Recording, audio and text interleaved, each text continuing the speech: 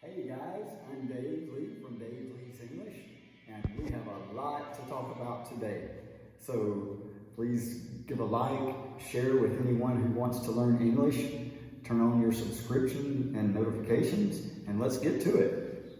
Today we're talking about the long U, as in the word you and the word to. Now there's really two different sounds, the U sound that Portuguese has, and the U sound, which is just a little different. It sounds just like the word you.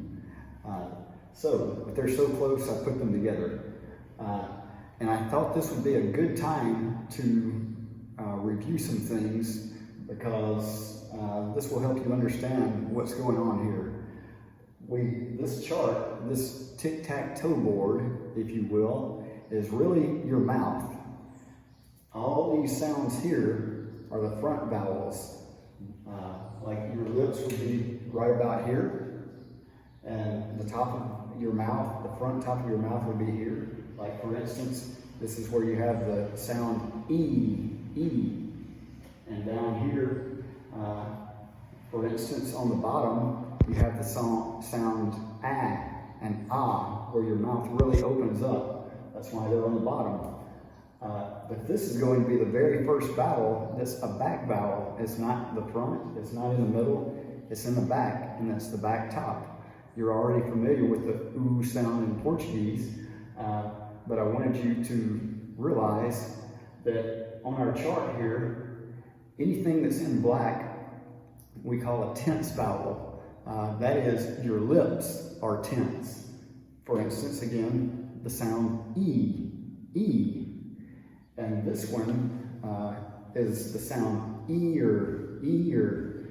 So it starts with the E, the tense sound, and then goes to the relaxed. Most of the vowels in the English language are relaxed. Your lips are just more or less in a neutral position. But this vowel, the U, is what we call a rounded vowel. When you say U, your lips are rounded, whether you say U or you. And now let's go on to the tongue twister and find out a little more. You knew what to do when your shoe had the flu. You knew what to do when your shoe had the flu. Strange sentence, I know. But I wanted to point out some things. One, there are different ways to make the U sound in written English. Like you have the letter U itself. You also have OE in the word shoe. Doesn't make any sense, but sometimes that makes the U sound. You have the O, which looks like it would be a short O or a long O. It's actually the long U, the U sound. And I also want to point out this word to, I did not underline it because in spoken English, it is hardly ever pronounced oo. Or to is pronounced t. This oo sound gets reduced to the schwa. This happens a lot in English.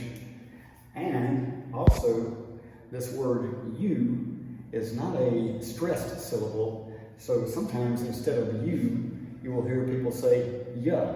Again, this U sound will get reduced to the sound.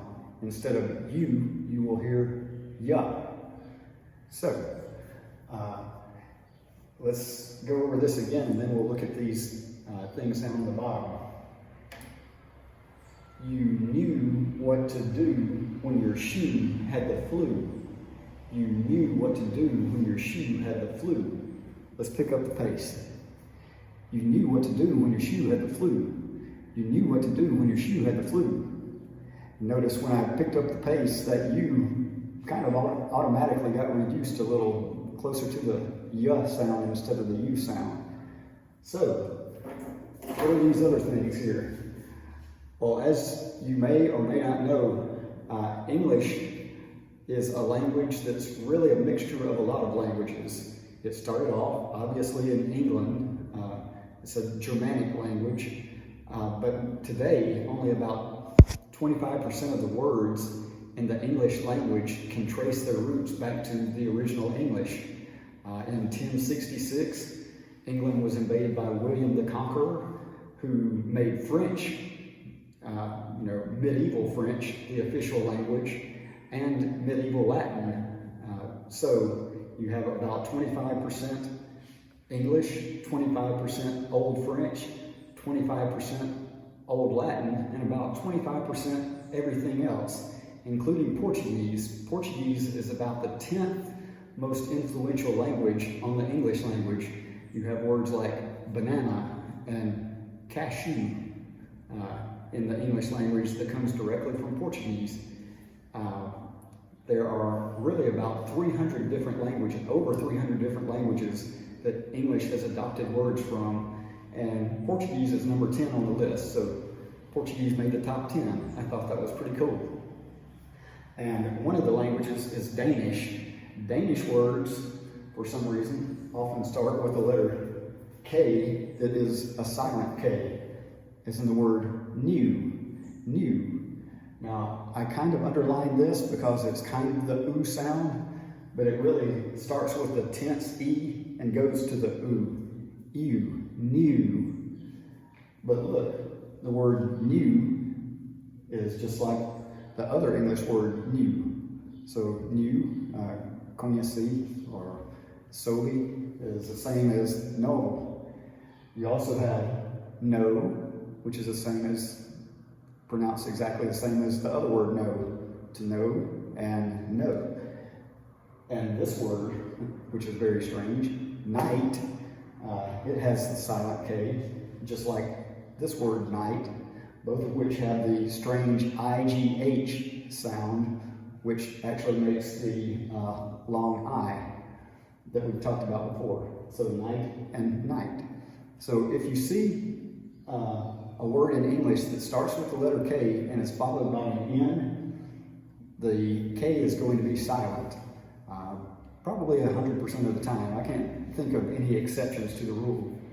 And now, everything up here had that oo sound, but just to show you that the letter U, the long U in English, can sound like U instead of oo, we have these words: unit, unity, universe, university. And all four of those words, you notice, they start with the letter U, they're followed by the letter N, followed by the letter I. So if you see U-N-I in English, it will probably be pronounced like U instead of oo. So we don't say university, we say university, universidade. And are there exceptions? Of course, there are always exceptions in English. We have the word cute, awful, and it has that U sound as well.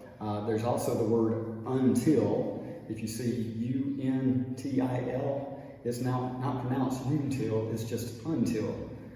So there's a lot to think about with the long U sound, and you may want to go back over this again, even though you're pretty familiar with the long U sound from Portuguese.